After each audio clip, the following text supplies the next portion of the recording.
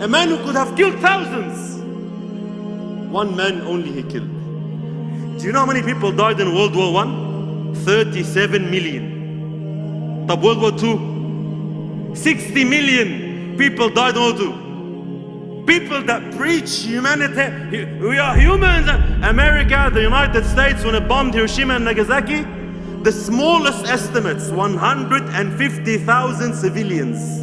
150,000 civilians with 2 bombs. And they say Muhammad sallallahu alayhi wasallam was a violent person. 203 all his life. Because he sallallahu alayhi wasallam wanted people to enter this deen.